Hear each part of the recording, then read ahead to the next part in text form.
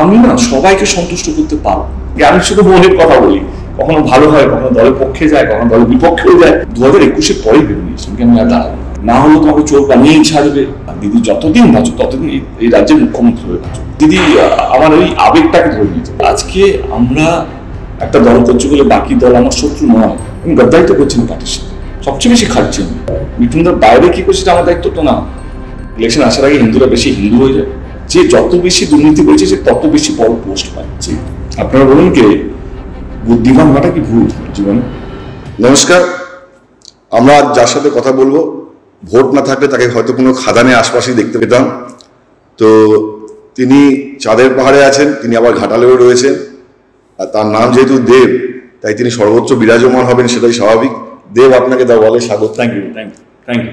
দেব, আপনি এই আমরা দেখেছি যে আফ্রিকায় গিয়ে আপনি এই হীরের খোঁজে গিয়ে আপনি ব্ল্যাক মাম্বার সঙ্গে লড়াই করেছেন, আপনি বুনিপের সঙ্গে লড়াই করেছেন। তো হিরণকে কোনো চ্যালেঞ্জ বলে মনে হচ্ছে কি আদৌ? প্রথম কথা, তুমি যদি আপনি বলো তাহলে আমি কথা বলতে। আচ্ছা ঠিক আছে, না না ঠিক আছে, না অত বেশি আমরা না না আমি খুলে কথা বলতে। আমি তুমিই বলছি, আমি বলছি তুমি আফ্রিকায় গিয়ে হিরে খুঁজতে গিয়ে তুমি ব্ল্যাক মাম্বার সঙ্গে লড়াই করেছো, তুমি বুনিপের সঙ্গে লড়াই করেছো। তো এই যে চ্যালেঞ্জ, হিরণের সঙ্গে কি কোনো চ্যালেঞ্জ মনে হচ্ছে? না না, আমার মনে হয় চ্যালেঞ্জ নয়। তো সবাই তো নিজের মতো করে চেষ্টা করে জেতার জন্য, এবং আমি সব হিরণ মানে তুমি হিরণ বিরোধী দলে যিনি প্রার্থী তার কথা বলছি। হ্যাঁ, তো আমি এইটা ওই হাসি নয়, বাট হিরণ ওরও কোনো দোষ নেই আমার কোথাও যেন মনে হয়। আজকে সবাই জিততে চায়, রাইট? এবং পদ্ধতিটা সবাই নিজের মতো করে তৈরি করে, পড়াশোনা তাও নিজের মতো করে তৈরি করে, কি বলবে, কতটা বলবে, কতটা আক্রমণ করবে, সে তো নিজের মতো করে তৈরি করে। এবং এই কারণ কেন তৈরি করে? জেতার জন্য। আর ও ভাবে এইভাবেও জেতা যায়, এবং আমি এইটা ভাবি না কি এইভাবেও জেতা যায়। আমার মনে হয় আজকের দিনে সত্যি কথা বলতে গেলে দাদা, মানে কমনার না যারা ভোট হয় তারা ভদ্রলোককে খোঁজে, কি একটা যদি ভদ্রলোক পেয়ে তার হাতে নিজ দল থেকেও যদি দাঁড়ায়, তার প্রতিও মানুষের বিশ্বাসটা এখন চলে আসবে। তো আমার মনে হয় কি সেটা হিরণবাবু হয়তো বুঝবেন 4 জুনে, যেইভাবে উনি প্রচার, এটা তো প্রচারের মাধ্যমে। আজকে সকালে আরেকটা অডিও, একটা এডিটেড অডিও বাড়ি করেছে, এবং আমার হাসিও পাচ্ছে জেতার জন্য কতটা নিচে নামতে পারে একটা মানুষ। তো বাট আমার ওর প্রতি কোনো রাগ নেই, কোনো অভিমান নেই। আমাকে আমার টিম বলছে একটা এফআইআর করে দাও, তোমার ভয়েসটাকে এডিটেড করে চালানো, ঠিক থাক না, ও চাইছে, জিততে চাইছে।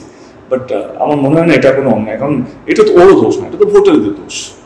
এরকম মানুষদেরকে যখন এরা রিজেকশন পেতে শুরু করবে, যখন এরা হারতে শুরু করবে, তখন দেখবে একটা সভ্য সমাজ সামনে আসবে। কারণ এই যেইভাবে যারা প্রচার করে, এইভাবে যারা উচ্চবাচ্য কথা বলে মঞ্চ থেকে বা মাইক মিডিয়ার সামনে, কারণ এইভাবেই ওরা হেডলাইন রাজনীতির মধ্যে থাকতে চায়। গ্রাউন্ড লেভেলে কোনো কিছু থাকে না, কে একটা রাস্তায় গেলে যে 1000 জন আসবে বা 500 জন আসবে, 50 জন আসবে, সেইগুলো যখন থাকে না, তো সবচেয়ে বড় অস্ত্র, ব্রহ্মাস্ত্র ওদের কাছে হচ্ছে মিডিয়ার সামনে আক্রমণ করো, পাল্টা আক্রমণ পাবে, তারপর আরেকটা পাল্টা যাবে, মানে একটা ডিবেট হবে এবং সেখানে একটা মানে একটা প্রচার। কিন্তু আমি বিশ্বাস করি কি ভারতবর্ষ জুড়ে যারা ভোট হবে তারা সুস্থ মানুষ খুঁজছে, মানে ভদ্র মানুষ খুঁজছে, যারা আচরণ, কথাবার্তা, তাই যে আমরা যে ইন্টারভিউটা দিচ্ছি, তারা তাদের পরিবারের সঙ্গে দেখতে পারে, ঠিক, মানে তারা বাচ্চাদের সঙ্গে দেখতে পারে, তাদের যদি বাবা মা থাকে তাদের সঙ্গে দেখতে পারে, এবং এরকম লোককেই মানুষ খুঁজছে, এবং সেটাও বুঝতে পারবে 4 জুন যখন রেজাল্টটা বেরোবে।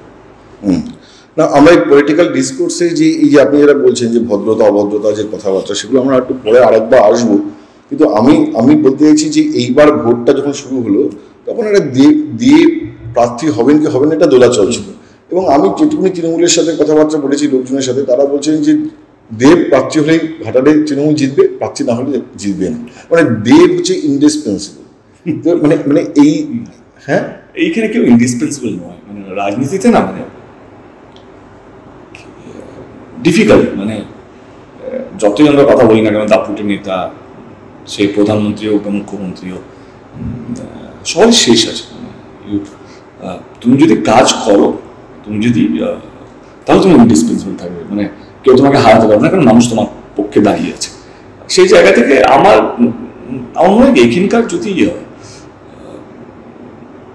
মনে হয় এখানকার যদি আমার ব্রহ্মাস্ত্র হচ্ছে আমার দলের কর্মীরা, নেতারা এখানে যেটা রুট লেভেল অব্দি ছড়িয়ে বুথ লেভেল অব্দি ছড়িয়ে আছে, যারা তৃণমূলের অর্গানাইজেশন বাড়ি বাড়ি গিয়ে প্রচার করছে, যারা এখন ওই পতাকাকে ভালোবাসে, তৃণমূলের কংগ্রেসের পতাকা, মানে আবেগটা ইমোশনটা, যেহেতু অনেকটা গ্রামের দিকে তো, এবং দীর্ঘদিন ধরে দলকে জিতিয়েছে এবং দলের জন্য মার খেয়েছে একটা সময়, এবং সেইটাই হচ্ছে এখানে আমার জেতার কারণ।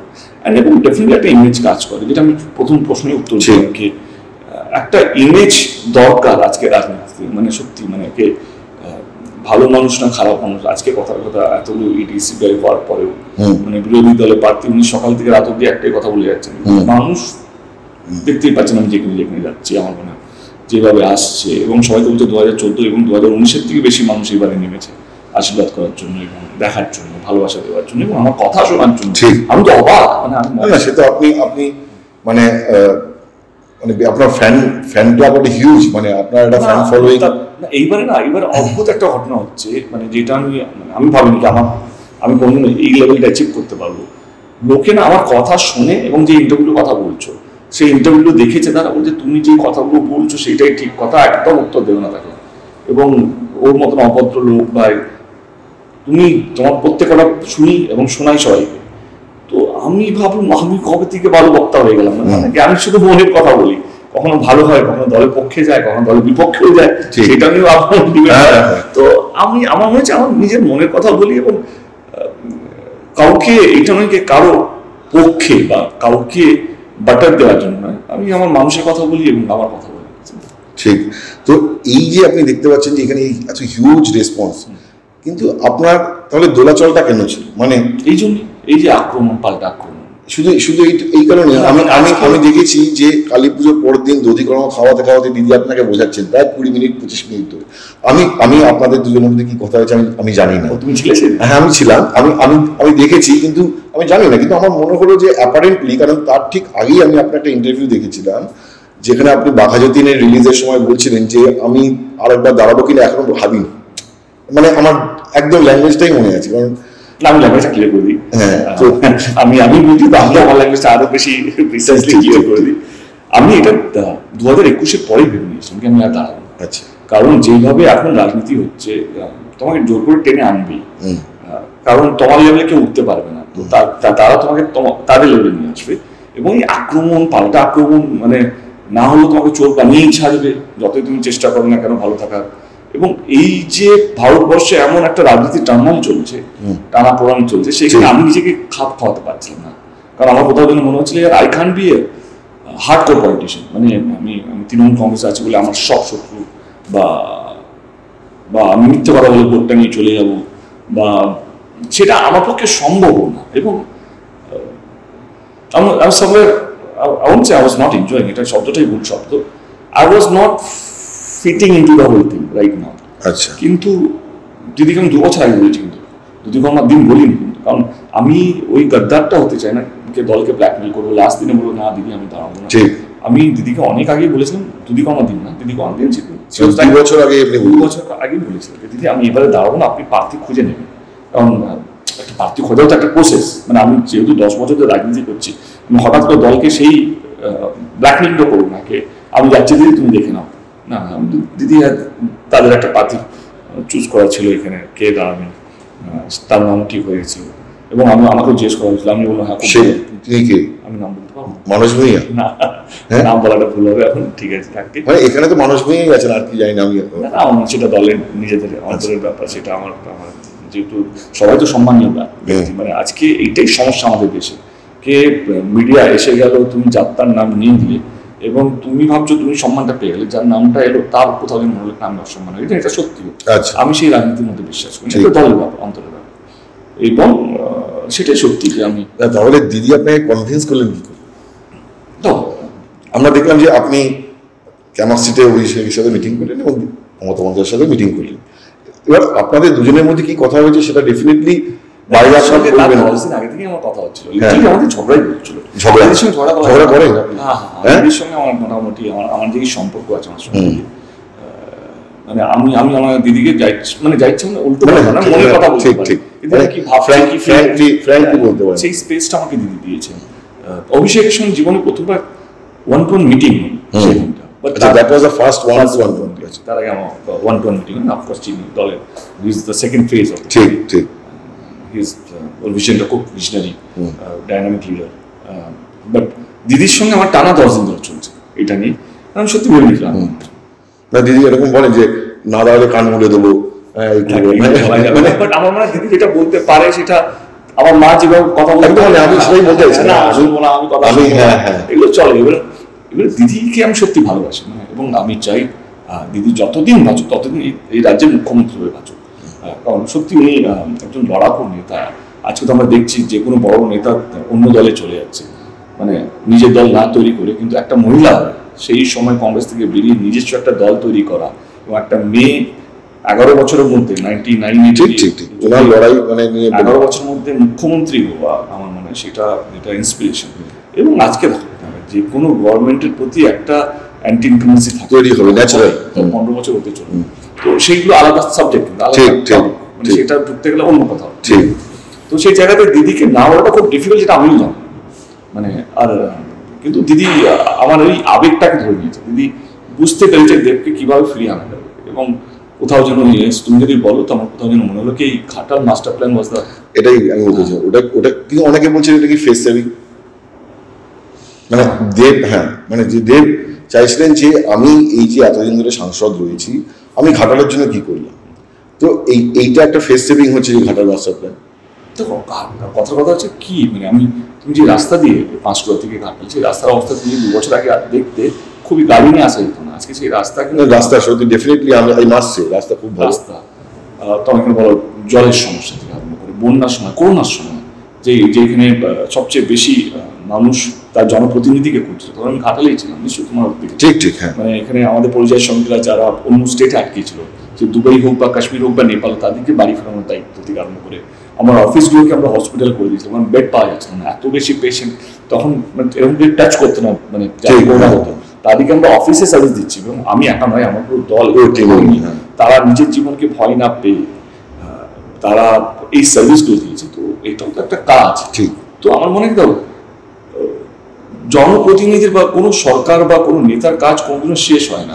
একটা রাস্তা তৈরি হলো, তার পাশে একটা গ্রাম আছে, ওই রাস্তাটা গ্রামে ঢুকছে, তারা এই রাস্তাটা হয়ে গেলে আমার রাস্তা কমে হবে। তো আমার মনে হয় কি যেখানে 6% লোকে ট্যাক্স করে, 94% সেই ট্যাক্সে টাকা দিয়ে চলে। তো আমার মনে হয় 6% দিয়ে 100%কে টেক ওভার করাটা it's not an easy task আমাদের মতন দেশে। কিন্তু যেটা আমি সবসময় বিশ্বাস করি, নেতাদের কানটা ভালো হওয়া উচিত, যেন লোকের সমস্যা তারা শুনে। আমাদের অর্ধেক নেতার সমস্যাই শুনতে চায় না, মানুষ কাজ হচ্ছে কি হচ্ছে না সেটা নিয়ে তাদের রাগ না, তাদের কষ্টের কথাটাই শুনে না। আমাদের পেশেন্স হিয়ারিংটা সেটাই নেই আমার মনে হয়। তো তাদের জন্য সেইটাই সবচেয়ে বড় সমস্যা। আমি কাজ করেছি কি করিনি সেটা তো ভোটের মধ্যে আমার মনে হয় কি বিরোধী দল প্রার্থী কি বলছে সেটা আমার কাছে সার্টিফিকেট না, ভোটের রেজাল্টের দিন যে রেজাল্টটা বেরোবে সেটা আমার কাছে সার্টিফিকেট। যদি আমি হারি তাহলে আমি অ্যাকসেপ্ট করবো আমি কিছু কাজ করিনি, আমি যদি জিতি আমার মনে হয় মানুষ বলে দেবে কি আমি কাজ করেছি করি। ঠিক না, ঘাটাল মাস্টার প্ল্যান নিয়ে আমি আপনাকে নিয়ে খুব একটা দায়ী করবো না, কারণ আপনি যবে থেকে রাজনীতিতে এসেছেন তবে থেকে নিশ্চয়ই ঘাটাল মাস্টার প্ল্যান শুনছেন, আর আমি যবে থেকে সাংবাদিকতা শুরু করেছি তার আগে থেকে আমি ঘাটাল মাস্টার প্ল্যান শুনছি। 100 বছর আগেকার, মানে তো ঘাটাল মাস্টার প্ল্যান শব্দটা এসেছে 1958 থেকে। মানে 80-তে সেই শিলান্যাস বামের জমানা হয়েছে। কিন্তু এখন কি আপনার মনে হয় যে, মানে ধরুন আমি দেখেছি 2011 সালে, আমি তখন তো দিল্লিতে সাংবাদিকতা করি, যে 2011 সালে ঘাটাল মাস্টার প্ল্যান নিয়ে একটা কেন্দ্র রাজ্য কথা হলো 1100 কোটি টাকা প্ল্যান ইত্যাদি ইত্যাদি, কিন্তু তারপরে সেটা তো মুভ করতে সময় লাগে, কিন্তু তারপরে রেজিম চেঞ্জ হলো সেন্টারে। আপনার কি মনে হয় যে সেন্টার থেকে কোনোভাবে কোঅপারেশনের একটা খুব একটা ল্যাক আছে, মানে এই যে বাংলার প্রতি বঞ্চনা, একটা জমিদারি মানসিকতা যেটা আপনারা বলছেন, আপনার পার্টি বলছে কোট অ্যান্ড কোট জমিদারি মানসিকতা, সেটাকে আপনি ফিল করেন আপনি অ্যাজ অ্যান এমপি? এইটা না, মানে এটা দুর্ভাগ্যজনক, এটা আমাদের দেশের রাজনীতি হয়ে গেছে। ঠিক, মানে ইটস নট শুধু বাংলা ভার্সেস দিল্লি। দেখো দিল্লিতে যেখানে যেখানে কেন্দ্র সরকার, যদি সকল কেন্দ্র সরকার যারা আছেন তারা যে রাজ্যে নিজেদের পাওয়ারে নেই, তারা ওই স্টেটগুলোকে হয়তো এমএলএগুলোকে ভাঙিয়ে তাদের সরকার তৈরি করছে বা কোনোভাবে।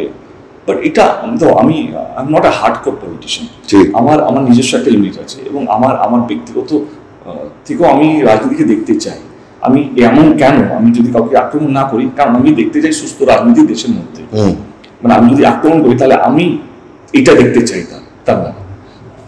আমি যেটা দেখতে চাই কি হয় এখানে দেশের মধ্যে একটা দেশ মনে হচ্ছে যে দেশে কেন্দ্র সরকার রাজ্য সরকার নেই, সেইখানে তাদেরকে যেভাবে ট্রিট করা হয়। কথা বলছি, আমি প্রশ্ন করেছিলাম পার্লামেন্টে কে সবচেয়ে বেশি ভুয়ো জব কার্ডটা কোথায়, সবচেয়ে বেশি ভুয়ো জব কার্ড, আমি তোমাকে এটা লিঙ্কও পাঠিয়ে দেবো, তুমি তার সাইডে এটা লাগিয়ে দেখতে পারবে, দেখাবে। সবচেয়ে বেশি ভুয়ো জব কার্ডটা হচ্ছে তোমার উত্তরপ্রদেশে 3 লক্ষ, তারপরে এমপি আসে, তারপরে যা যা। বাংলা হচ্ছে 8 না 9 নম্বর এরকম একটা জায়গা, আর বাংলার সংখ্যা হচ্ছে 5000। কোথায় 3 লক্ষ ভুয়ো জব কার্ড আর কোথায় 5000? কিন্তু 100 দিনের কাজের টাকাটা আটকে রেখেছে শুধু বাংলা। তাহলে তুমি যদি এজেন্সি দিয়ে যদি তদন্ত করো তো সব আগে তো টাকা আটকানো উচিত উত্তরপ্রদেশে, যেখানে সবচেয়ে বেশি ভুয়ো জব কার্ড, সবচেয়ে বেশি ভুয়ো রাশন কার্ড ওইখানে। ঠিক, এবং হচ্ছে যে মানে তদন্ত একদিকে চলতে পারে, কিন্তু কাজ যে 100 দিনের বন্ধ হয়ে গেছে তার মানে যে গরিবদের পুরো কাজ নেই হাতে, মানে সেটাই হচ্ছে কথা। তুমি যে বললেন কেন্দ্র যে আমরা কেন পিছিয়ে আছে, কেন যে আমরা এটাকে কোনো একটা রাজনেতা আসুন কে এই দ্বন্দ্বটাকে বন্ধ করবো, মানে একটা স্টেটসম্যানশিপ অ্যাপ্রোচ নেই। মানে এই যে একটা যুক্তরাষ্ট্রে পাঠানোর কথা বলা হয়, সেটা এখন খুব ভালো হয়ে গেছে। আর সেই জন্য আমি আমার মঞ্চ থেকে যদি বিরোধী দলের প্রার্থীকে যদি শুভেচ্ছা পাঠাই, তাহলে আমি এরকম রাজনীতি দেখতে চাই। আজকে আমরা একটা দল করছি বলে বাকি দল আমার শত্রু নয়। আমি কোনো পাকিস্তানে কোনো ঠিক করছি না, আমারই দেশের একটা, আমারই পাশের পাড়ায় একটা লোক। আমি আজ অব্দি হিরণকে কেন আক্রমণ করি? কারণ আমি জানি যেটা হারার পর আমাকে ওর সঙ্গে দেখা করতেই হবে। তখন আমি চোখ মেলাবো কিন্তু ওর সঙ্গে, আমি মাথা উঁচু করে ওর সঙ্গে কথা বলো, ভাই আমি কিন্তু তোর সঙ্গে খারাপ ব্যবহার কিন্তু তুই করেছিস তো জেতার জন্য। হিল বি আসেন, I don't know hill B আসেন, বাট আমার কথা মনে হয় আমার কোনো দ্বিধাবোধ হবে না ওর সঙ্গে হাই বলতে, কারণ আমি ওখানে কোনো উচ্চবাচ্য বলি। কিন্তু এরা কি হয়, পলিটিক্যাল লড়াইটাকে এত ব্যক্তিগতভাবে নিয়ে চলে যায় যেখানে পিছনে ফেরার আর জায়গা থাকে না। তো সেটাই আমার মনে হচ্ছে রাজনীতির একটা কি বলবো ঠিক হচ্ছে। কিন্তু এটার একটা মানে অন্য দিকও আছে। মানে ধরুন আপনি যেটা বলছেন আমি একদম একমত, পলিটিক্যাল ডিসকোর্স অনেক ভদ্র হওয়া উচিত, যেটা আপনি বলছেন যে এই ইন্টারভিউ বৈঠকখানা চালিয়ে দেখার মতো। কিন্তু অনেকে বলেন যে এই যে দেবের যে মানে অনেকে মজা করে বলেন যে দীপক অধিকারীর অনস্ক্রিন নাম যেমন দেব, তেমন পলিটিক্সের নাম সৌজন্য হতে পারত, মানে কাটেসি। মানে এই যে 2014 সাল থেকে যে দেব কোনো প্রতিপক্ষের এগেন্সে কিছু বলেন না, ঠিকই করেন। কারণ হচ্ছে আমি দেখেছি লালকৃষ্ণ আডবাণীও বলতেন যে বিরোধী রাজনীতিকরা আমাদের প্রতিপক্ষ, শত্রু নয়। প্রণববাবু অটল বিহারী বাজপেয়ীর সঙ্গে একসাথে মর্নিং ওয়াক করতেন, প্রণববাবু বাড়ির পুকুরও পর্যন্ত বাজপেয়ীকে কামড়ে দিয়েছিল। তো কিন্তু এখানে একদম ডিফারেন্ট হয়ে গেছে। কিন্তু এর একটা ফ্লিপ সাইডে আলোচনা আছে যে দেব খুব বুদ্ধিমান, দেব এমন কোনো কথা বলেন না যে বিজেপিকেও তো চলাতে চান না। উত্তর তো হ্যাঁ, আপনারা বলুন কে বুদ্ধিমান হওয়াটা কি ভুল জীবনে? বুদ্ধিমান হওয়াটা কি ভুল? না, একেবারেই। আচ্ছা, আর বিজেপিকে আমি হাতে রাখতে চাইছি, মানে এটা তো দেখুন আলোচনা আপনার কাছে নিশ্চয়ই বাউন্স করে আসে যে পেছনে উত্তর দিচ্ছি। তুমি তো প্রশ্ন করলে, আমি তো প্রশ্ন জিজ্ঞেস করছি তোমাকে কে প্রশ্ন করবে, উত্তর তো চাই না কে কি বলছে, কে কি ভাবছে। প্রথম কথা কে সৌজন্য, আজকে যেটা বেসিক সেটার মধ্যে বিশাল। আজকে আমি তখন সিলেক্টিভ মিডিয়া করছি না, আমি যখন আজকে টাইম পেয়ে গেলাম, আজকে আমাদের এখানে নেত্রী আসবে, সকালটা খালি, নাহলে সকাল থেকে আমার চলে কিছু না কিছু। আমার মনে হলো পরশু দিন মাথালে এই দিনটা হঠাৎ করে খালি হয়ে গেল। আজকে আমার একটা যাওয়ার কথা ছিল, সে আমার ঢাকেই থাকার কথা ছিল, তারা বললো দাদা দিদি আসছে, আমাদের লোক অনেকগুলো কাজ আছে এখানে, আমরা ক্যান্সেল করে দেবেন দাদা। ঠিক আছে, কি করবো ঠিক আছে। রফিকের একটা মেসেজ ছিল আমার কাছে, রফিক মাথায় ছিল একটা ইন্টারভিউ দিতে হবে, রফিক তুমি চলে এসো, তুমি যদি পারো বললো হ্যাঁ দাদা চলে আসো। কথা হচ্ছে কি সৌজন্যটা অন্যায় কোথায়? আমি যদি বুদ্ধি ধরেও যদি করি, there is nothing wrong till the time I am harming anyone. মানে এবং আজকে কথার কথা আমি গদ্দারিত্ব করছি না পার্টির সাথে। আজকে তোমাকে যদি বন্ধু বলি, আর এদিকে আমি যদি সুমনদাকে যদি এই প্রান্তকে যদি বন্ধু বলি, তাহলে তোমার তো রাগ করার কথা না। তুমি তোমার জায়গাটা পাচ্ছ, ঠিক। তুমি যে 8 ঘন্টা চেয়েছো বা 40 মিনিট চাইছো ওটা পাচ্ছ। আমি তোমাকে প্রশ্নটা ধরিয়ে দিই, ঠিক। তুমি তার প্রশ্নটা পাচ্ছ, তাহলে তুমি রাখবে কেন? আমি সুমনদার সাথে ভালো সম্পর্ক আছে, তোমার সঙ্গে লয়াল আছে কিনা সেটা তোমার দেখা উচিত। অ্যাবসলিউটলি। এবারে কেউ যদি এইটা ভাবে, কিন্তু আমি দল সব জায়গায় প্রচার করতে যাচ্ছি, আমি দিদিকে বলছি না আমি আমারটা যারা কোথায় যাবো না, এবং আমি বেশি খাচ্ছি, সবচেয়ে বেশি খাচ্ছি আমি দিদি এবং অভিষেক, এবং এটা বাংলা আপনি উত্তরবঙ্গে প্রচারে গেছেন আপনি, এবং বাংলা প্রত্যেকটা নেতাও জানে ঠিক ঠিক কে আমি কি পরিশ্রম করছি, এবং দল সেটাকে অ্যাপ্রিসিয়েট করে। এইবারে আমি না সবাইকে সন্তুষ্ট করতে পারবো, আমার দলের লোক, আমাকে যারা বিশ্বাস করে দেব অ্যাজ এ নায়ক, আমার ভোটার, তারা জানে দেব কি। এবং আমরা যেটা আজকে বেসিক সেটাই মনে হচ্ছে খুব অনেক করে দিয়েছি, যেটা নর্মাল হওয়া উচিত সেটা মনে হচ্ছে অ্যাবনর্মাল করছে, কেনই বা করছে, এটা নাটক করছে, এটা সিনেমা তো অ্যাক্টিং করছে, আসলে হয়তো ওটাই নর্মাল হয়ে গেছে বলে এটাকে অ্যাবনর্মাল হচ্ছে। তো আমার মনে হয় এক্সাম্পল নেই বলে এক্সাম্পল হতে পারে সেটা কোনো মানে নেই। এবং আমি যে রাজনীতি দেখতে চাই আমি সেটাই করছি। ঠিক ঠিক। আমার এটাই একটা প্রশ্ন যে যে এই যে আপনি বললেন এটা অ্যাবসলিউটলি ঠিক, মানে আমিও যে উদাহরণগুলো আপনাকে দিলাম সেটাও তো দুটো পৃথক মতাদর্শের থেকেও খুব ভালো বন্ধু হওয়া যায়, ঠিক আছে। তো পশ্চিমবঙ্গের রাজনীতিতে আপনার বিরোধী দলে এরকম বন্ধু এরকম আছে, মানে যাদের সাথে আপনি রাত্রিবেলা ফোন করে বলতে কেমন আছিস বা তুমি কেমন আছো, দাদা আপনার শরীর কেমন, জ্বরটা কমেছে কিনা?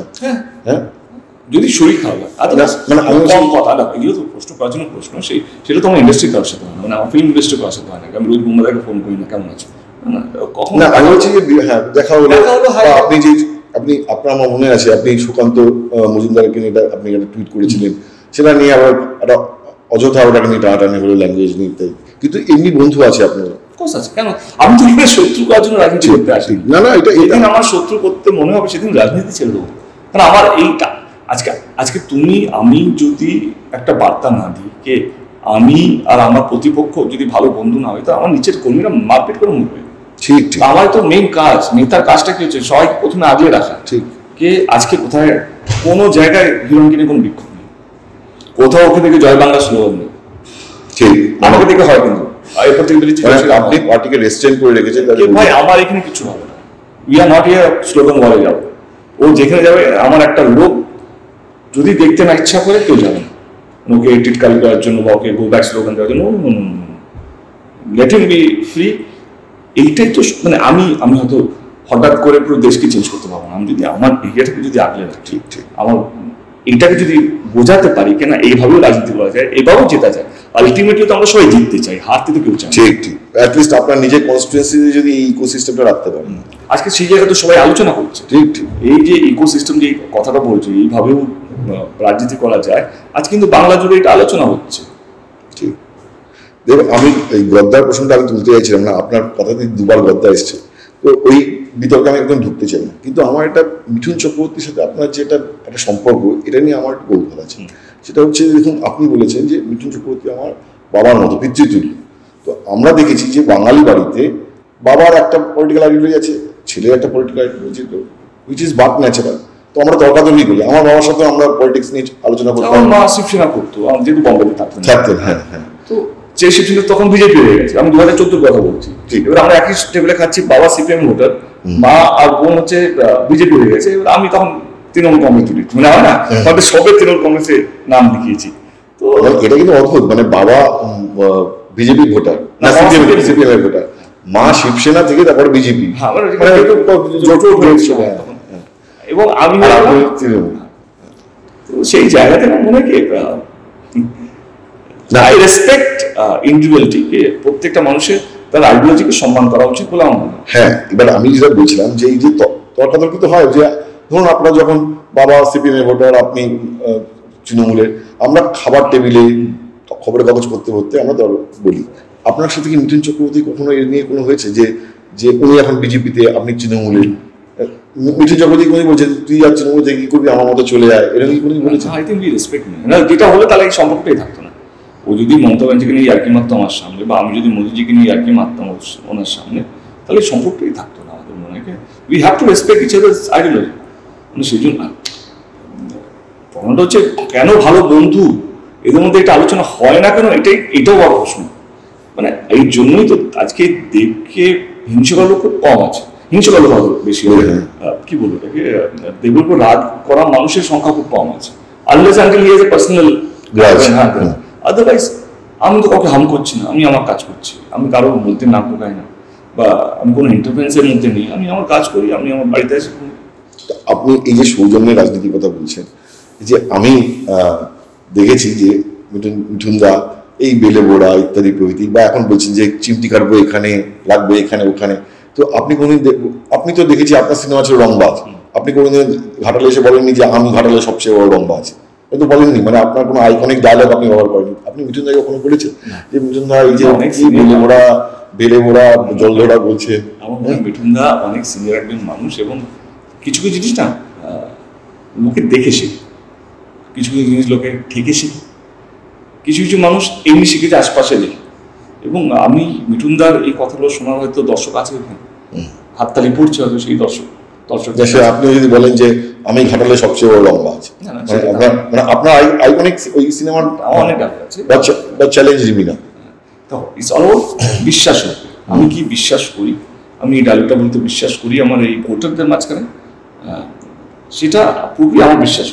মিঠুনদার বিশ্বাস ওইটা কি মিঠুনদা ভাবে কি এইভাবে আমি আমার ভোটারদেরকে কনভিন্স করতে পারবো, হ্যাপি করতে পারবো, এবং এটা মোটিভেট করে ভোটের মাধ্যমে ভোট বাক্সে নিয়ে আসতে পারবো। এটা ওনার ওয়ে অফ পলিটিক্স থিঙ্কিং। তো আমার তাতে কোনো নেই, বাবার খারাপ লাগার কোনো প্রশ্ন ওঠে না, কারণ এটা দেখো মিঠুনদা যতটুকু আমার সঙ্গে ততটুকু মিঠুনদা আমার। মিঠুনদার বাইরে কি করছে সেটা আমার দায়িত্ব তো না। মিঠুনদা এরপরে কি করবে, মিঠুনদা কি খাবে, আরে বাবা মানে বাবা মানে সব দায়িত্ব তো আমার। বাবা মানে এসে এক্সাম্পলকে আমার সঙ্গে মিঠুনদার সম্পর্কটা ওই রকম মর্যাদা না। তো এইটুকু যতটুকু মিঠুনদা আমার সঙ্গে থাকে, যখন আমি মিঠুনদা একসঙ্গে ছবি করি বা ছবি করে যখন দেখা হয় আড্ডা মারি, ওইটুকু দায়িত্ব হচ্ছে আমার। তিনি মমতা ব্যানার্জিকে ইনসাল্ট করবেন না, আমার পার্টি ক্যান্সেল করবেন না, এবং আই মেক শিওর আমি যেন আমার দলকে ইনসাল্ট করবো না, ওনার সুপ্রিমোকে ইনসাল্ট করবো না। তারপরে আমি বাইরে কি করছি সেটা মিঠুনদার দায়িত্ব না, ও মিঠুনদার বাইরে কি করছে সেটা আমার দায়িত্ব না, সেটা তার ইন্ডিভিজুয়াল। এই যে ঘাটাল, যেমন ঘাটালে হিরণময় চট্টোপাধ্যায়, কিন্তু অনেকে বলছেন যে অ্যাকচুয়ালি লড়ছেন শুভেন্দু অধিকারী। এবং শুভেন্দুকে আমি দেখেছি পাবলিক মিটিং থেকে বলতে যে আমি অমিত শাহকে বলেছি, কথা দিয়েছি 4টে সিট মেদিনীপুর থেকে আমি ওনাকে উপহার দেবো, কাঁথি, তমলুক, মেদিনীপুর, আর না 5টা সিট, ঘাটাল আর হচ্ছে ঝাড়গ্রাম। তো শুভেন্দুই এখানে লড়ছেন। শুভেন্দু আপনার সম্পর্কে নানা রকম বলেছে। তো এই যে শুভেন্দুর সাথে লড়াইটা আপনি কীভাবে দেখছেন? শুভেন্দু বলছেন যে কেশপুর, একমাত্র কেশপুরে ভোট লুট হবে, ওই ভোট লুটে দিলে আমি ঘাটাল জিতে যাবো। শুভেন্দুকে আপনি কিরকম দেখছেন? একটা সময় আপনার একই পার্টিতে ছিলাম, ভালো বন্ধু, বন্ধু। তো দেখো এই ভোটের ভাষা ও ভাবে, কিন্তু যখন ওই প্রেস কনফারেন্স থেকে বাজে কথা বলতো তখন আমার খারাপ লাগে না। কারণ এই কারণে খারাপ লাগে না, কারণ আমি খারাপ লাগলে আমি নিজেকে মোটিভেট করতে পারবো না। কারণ এই খারাপ লাগে বলে আমি ভাবছি কি সুস্থ একটা রাজনীতি নিয়ে আসবো, এমন একটা অ্যাটমসফিয়ার নিয়ে আসবো যেখানে কাউকে আক্রমণ না করে, একটা উচ্চবাচ্য কথা না বলে আমি সবকটা সিট জিতে রাখবো। আমি সেই জায়গায় যেতে চাই। আমি ভারতবর্ষে যে 10টা রাজনীতির লোক যদি নিজের মঞ্চ থেকে যেই দিন প্রতিপক্ষকে শুভেচ্ছা পাঠাবে, আমি থাকি বা না থাকি, পৃথিবীতে থাকি বা না থাকি, কোথাও যেন আমি নিজেকে গর্ববোধ করবো যেই আইডিওলজি নিয়ে আমি চলেছিলাম, যেই রাজনীতি আমার কাছে প্রথম সাবজেক্ট নয়, কিন্তু আমি রাজনীতিকে এমনভাবে নিয়ে যেতে চাইছি যেখানে মানুষের মনে হয় এই রাজনীতিটাই প্রথম সাবজেক্ট হওয়া উচিত, যেটা সুস্থ আলোচনা। এবারে শুভেন্দু অধিকারী ভাবে কে এইভাবে জিততে পারে, এবারে 4th জুনে কটা সিট উপহার দেবে এবং আমি কটা সিট জিতবো, সেটা তো আমার মনে হয় 4th জুন অব্দি আমাদের সবাই। ঠিক। দেব, আমার লাস্ট প্রশ্ন সেটা হচ্ছে যে আপনার সাথে মমতা বন্দ্যোপাধ্যায়ের সম্পর্ক বলেছেন। আপনি মমতা বন্দ্যোপাধ্যায়ের পার্টির যে মতাদর্শ সেটা আপনারই মতাদর্শ। Narendra Modi as a prime minister, আমি কোনো ব্যক্তির কথা বলছি না, নরেন্দ্র মোদীর যে মতাদর্শ, পশ্চিমবঙ্গে এসে উনি বলছেন যে হিন্দুরা এখানে সেকেন্ড ক্লাস সিটিজেন, তৃণমূল বলছে ভাগীরথীতে হিন্দুদের ফাঁসি দেওয়া হয় উনি বলছেন সব সংরক্ষণ নাকি ইন্ডিয়া জোটের লোকজন বলছে যে মুসলিমদের দিয়ে দেবেন। তো ওনার যে দুটো মতাদর্শ, ওনার যে পলিটিক্স, তাতে কোন দুটো জিনিস আপনার সবচেয়ে বেশি খারাপ লাগে? দেশের দুর্ভাগ্য, ইলেকশন আসার আগে হিন্দুরা বেশি হিন্দু হয়ে যায়, মুসলমানরা বেশি মুসলমান হয়ে যায়। যেভাবে, তাহলে এটাও কি দুর্ভাগ্য যে এই হিন্দুদের যে উস্কানি দিচ্ছেন, যে এরকম নেতাও দেশের প্রধানমন্ত্রী আপনার মনে করেন না? এটা সুস্থ তো পরিবেশ নয়, এবং এটা দেশের মধ্যে সবাই বুঝতেও পারছে। কিন্তু এই যে আমি যেটা বলি, বিদেশে যখন আমরা কোনো নির্বাচন দেখি, তাদের প্রেসিডেন্ট বা কোনো প্রাইম মিনিস্টার নির্বাচন যখন দেখি, তখন ওরা ডিবেট করে। কি ডিবেট করে? আমরা নিউক্লিয়ার এনার্জিকে কীভাবে কনভার্ট করবো, আমরা কীভাবে মার্সে যাবো, কীভাবে আমরা জুপিটার অবধি পৌঁছবো, কীভাবে মুনে আরেকবার সেফ ল্যান্ডিং করা যায়। কিন্তু বিল্ডিং তৈরি করবো ভাবছি, মানে হোটেল তৈরি হবে নাকি, এয়ার স্পেসে যাবো, একটা ট্যুর হবে, ফ্লাইট যাবে এয়ার স্পেসে। সেগুলো বড় বড় দেশে এই নিয়ে ডিবেট হয় কি আমি যদি প্রাইম মিনিস্টার এইটা করবো, আমি যদি প্রাইম মিনিস্টার আমরা এইটা করবো। আমাদের দেশের নির্বাচন হচ্ছে আমরা রাম মন্দির নিয়ে আলোচনা করছি, আমরা হিন্দু মুসলিমের কটা বাচ্চা, কে নবরাত্রিতে মাছ খাবে। এটা সত্যি দুর্ভাগ্য। এটা এটা এটা আমি টিএমসি করছি বলে বিজেপি গাল দিচ্ছে, আমি সমস্ত পার্টিকে বলছি। এটা কেউ বলছে না কে সামনে 5 বছরটা কি করবে, মানে ডেভেলপমেন্ট ওরিয়েন্টেড। মানে আমরা 80 কোটি গরিবদেরকে খাবার দিই, এটা গর্ব না, এটা গর্ব হওয়া উচিত না। আমরা তাদেরকে ওই বাইং ক্যাপাসিটি দিচ্ছি না, কে তারা নিজের টাকায় কিনবে ওদের ওই আতর চাল বা যেই চাল বা যে তোর ডাল, মানে কাজের সুযোগ করে দিচ্ছি। এবার সেটা আমি জোর করে খাওয়াচ্ছি, আমি যা দিচ্ছি সেটাই খেতে হবে ফ্রি রাশন। মানে আমি কি দেখতে চাই, 80 কোটি মানুষ নিজের ইচ্ছে কোন চালটা খাবে সেটা কিনবে, কোন ডালটা খাবে সেটা কিনবে, সেই রোজগারটা তৈরি করে দিতে হবে। এই 6% যে ট্যাক্স পেয়ার আছে তাদের উপরে প্রত্যেক বছর ট্যাক্স বেড়ে যাচ্ছে, তাদের ইনকাম বাড়ছে না, কিন্তু এই 6%টাকে কিভাবে 15% নিয়ে যেতে হবে, ট্যাক্স পেয়ার সংখ্যাটা কিভাবে বাড়াতে হবে, 20% ট্যাক্স পেয়ার কিভাবে সংখ্যাটা বাড়াতে হবে, এইটা নিয়ে কেউ ভাবছে না। কিভাবে অন্য দলকে ভাঙিয়ে এই দলে নিয়ে আসবো, এবং এইটা সত্যি দুঃখজনক এবং দুর্ভাগ্যজনক যে যত বেশি দুর্নীতি করেছে সে তত বেশি বড় পোস্ট পাচ্ছে। আজকে যারা যারা দুর্নীতি করছে তাদের তো কলেরটাই, তারা জানে এইখানে এই দলে দুর্নীতি করলে তাহলে ওই দলে চলে যাবে, এবার ওই দল তাকিয়ে বসে আছে, ওই দল থেকে ওই দল, এই দল তাকিয়ে বসে আছে, কাকে নেবো কার কাছে। মানে এই যে টানা ওড়নের মাঝখানে আমাদের একটাই রিকোয়েস্ট ভোটারদের কাছে, কে এটাকে বন্ধ একমাত্র যে করতে পারে তারা হচ্ছে আমাদের ভোটার্স। মানে এই রাজনীতিকে বন্ধ করতে হবে, সে যেই দল হোক না কেন।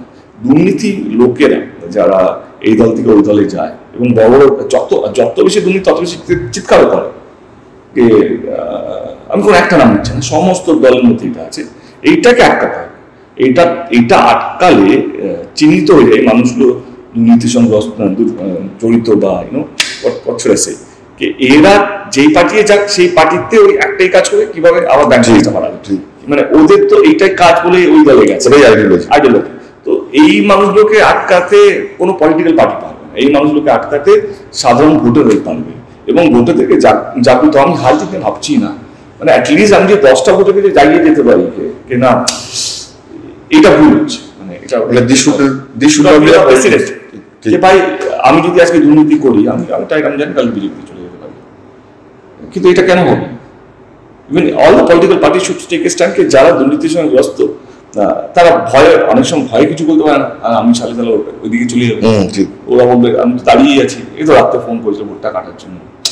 এবারে আমি দেখছি গত 10 বছর ধরে, বাট আমার মনে হয় এইটাকে আটকানো উচিত। এবং ভোটারদেরকে একটাই রিকোয়েস্ট কি এই দুর্নীতির সঙ্গে যারা চিহ্নিত, মানে আমাকে বলবে তুমি দুর্নীতি, আমি চিহ্নিত না, মানে আমাকে জোর করে ফাঁসানো হচ্ছে এবং আমি মাথা উঁচু করে গেছি, মাথা উঁচু করে বেরিয়ে এসেছি। আমি কোনোদিন বলিনি আমার অন্য ডেট দাও, যখন যা ডেকেছে আমি গেছি, আমি মাথা উঁচু করে বেরিয়ে এসেছি।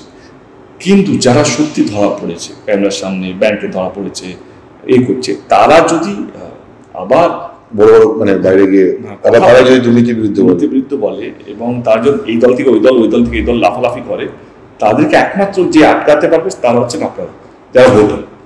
তো দেশকে যদি সুস্থ দেখতে চান তাহলে এই লোকগুলোকে প্রথমে আটকান, দেখবেন দেশ আস্তে আস্তে ফিল্টার হতে হতে 10 বছরের মধ্যে এমন একটা জায়গায় চলে যাবে যেখানে সত্যি নন কারাপ্টেড এবং ভদ্র এবং শিক্ষিত লোকেরা জায়গা পাবে। দেব অনেক অনেক ধন্যবাদ বলের সাথে কথা বলার জন্য, এবং আমি আশা করবো যে আপনি যে ধরনের রাজনৈতিক সুস্থতার কথা বলছেন সে ধরনের রাজনৈতিক সুস্থ একটা ডিবেট পশ্চিমবঙ্গের রাজনীতিতে ফিরে আসুন। ধন্যবাদ। Thank you so much. Thank you.